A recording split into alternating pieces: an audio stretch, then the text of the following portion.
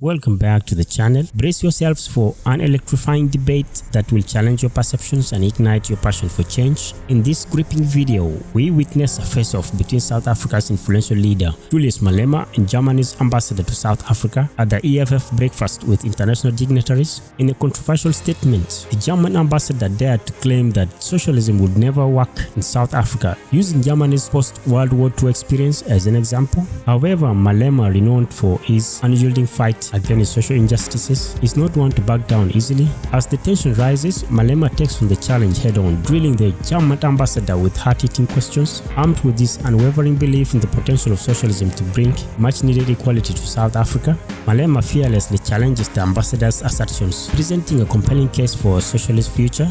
Tune in now and bear witness to this thought-provoking showdown that has sparked a nationwide dialogue on the future of South Africa. Join the Wake-Up Blaq community and engage in the discourse that can shape the destiny of our motherland. You don't want to miss this explosive video. Welcome to Wake-Up Blaq. Educate and enlighten. My name is Andreas Peschke, and I'm the ambassador of Germany. And well, thank you very much, Siyabonga, for the dialogue and reaching out. There's one thing I would like to mention. I listened to you very carefully when you spoke about the Marxist and Leninist principles of your organization. Some here in the room would know I grew up in a communist country. I grew up in a country called the German Democratic Republic, also known as East Germany.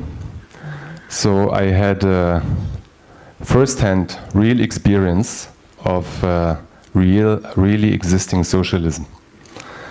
And so we had all these Marxist theories. I read a lot of Marxist texts at school.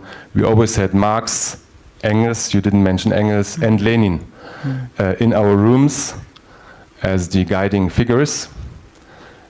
We had nationalized everything.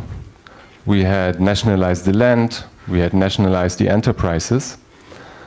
But then after 40 years, we woke up and we realized that it didn't work. So the socialism as we experienced it, the communism as we experienced it in East Germany, it simply did not work. So when the Soviet Union broke up, I think we took the destiny in our hands and joined our brothers in Western Germany in order to build a social market economy. So I'm just sharing this and to let you know. And I'm happy, you know, because I'm an example. Maybe it's interesting to you to speak to somebody who has this first-hand experience. I'm ready to share this experience in more detail of how real existing socialism looked like, because we made the experience that it didn't work. And maybe it's good also to try to learn. Everybody has to make its own experiences, but maybe it's also good to learn ukufunda kwa maputa, kwa babengina, from other mistakes. So maybe that's something I would like to offer.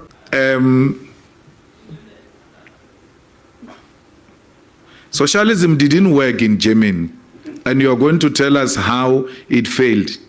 But go and also learn from China how socialism works, and it has succeeded in China. It doesn't mean if it has failed in Germany, it will fail everywhere else. We're not Germans, we're South Africans. In China, they've got socialism with Chinese characteristics. What stops South Africans from having socialism with South African characteristics? Learning from Germany, what worked, what did not work. Take the good things, leave the bad things. Why capitalism always resort to Chinese principles, to socialist principles, every time they get into trouble?